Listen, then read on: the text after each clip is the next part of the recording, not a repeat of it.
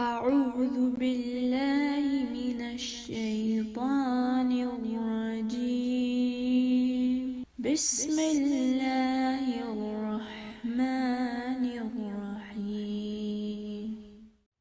وما لي لا أعبد الذي فطرني وإليه ترجعون رب اشرح لي صدري ويسر لي أمري واحلل عقدة من لساني يفقهوا قولي Assalamu alaikum wa rahmatullahi wa barakatuh. Juz 23. Juz 23 continues with verses 28 to 83 of Surah Yaseen, Surah Al-Saffat, Surah Saad, and Surah Al-Zumar verses 1 to 31. Juz 23 begins with a depiction of a man who accepted the prophets and also asked the people to follow them. He was rewarded with heavens because of his belief in Allah subhanahu wa ta'ala and acceptance of the prophets. From verses 36 to 40, it is stated that everything is created in pairs. The sun and the moon are revolving in their orbit. Then, the verses 41 to 75 talk about the blowing of the trumpet on the day of judgment and the reaction of people on that day. They will not be allowed to speak. There will be a seal on their mouths, but their hands and feet will speak of their deeds.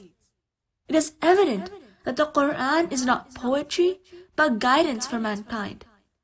Moreover, it is also stated that people should have learned from their four-legged animals, meaning cattle which were given in their possession.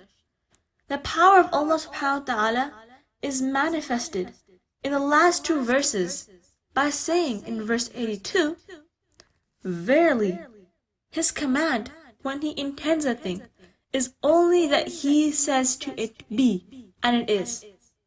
And then in verse 83, So glorified is He and exalted above all that they associate with Him, and in whose hands is the dominion of all things, and to Him you shall be returned. The Juz continues into Surah Al-Saffat, which means those who stand in rows, which was revealed in Mecca and has 182 verses. This is a chapter characterized by its short, powerful verses. This surah describes the angels, the eavesdroppings of the jinns, the purity of Allah subhanahu wa ta'ala, Allah's acts of creation, and refutation of those who deny the resurrection. The disbelievers will blame one another that day. A discussion between the people of paradise and the inhabitants of hell, showing the danger of evil companions, is mentioned. It talks about the teachings of various prophets of Allah subhanahu wa ta'ala, such as Nuh alayhi salam, Ibrahim alayhi salam, Musa alayhi salam, Harun alayhi salam, Ilyas alayhi salam, Lut alayhi salam, and Yunus alayhi salam. All of them preach the same message. The chapter closes by declaring the limitless glory of Allah subhanahu wa ta'ala. Then, Surah Saad. This surah talks about the basic message of all the prophets and messengers of Allah subhanahu wa ta'ala. They came to preach Tawheed. The prophets suffered and went through a lot of hardships in presenting Allah's message. Their enemies attacked them and persecuted them. But then finally, it was the truth that succeeded and falsehood that was crushed. Power and wealth all comes from Allah subhanahu wa ta'ala. Some people become arrogant when they have power. But Allah subhanahu wa ta'ala gave the examples of Dawood and Sulaiman, who were great prophets as well as powerful kings. They obeyed Allah subhanahu wa ta'ala. Their material resources did not corrupt them. Similarly, other prophets such as Ayyub alayhi salam, Ibrahim alayhi salam, Isa alayhi salam, Yaqub alayhi salam, Ismail alayhi salam, Yasa alayhi salam, and Zulkifl alayhi salam were tested.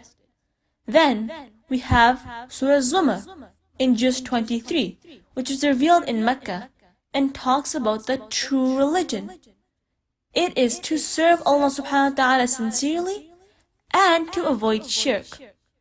Tawheed brings the blessings of Allah subhanahu wa ta'ala, while shirk has terrible consequences. The believers are told to not despair and lose heart. If it is difficult for them to practice their religion in one place, they can migrate from that land.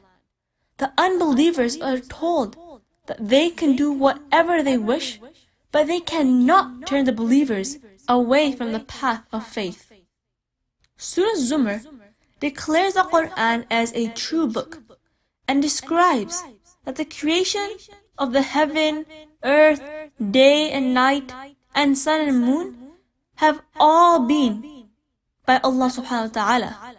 The Quran further states that no one will bear the burden of others. When adversity touches man, he calls Allah subhanahu wa ta'ala, but when he favors him, he forgets Allah.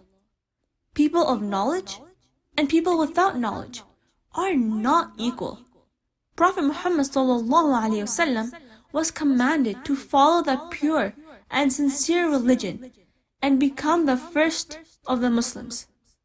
The wrongdoers will be in the hellfire, but those who fear their Lord will have lofty chambers and lofty halls in the heaven.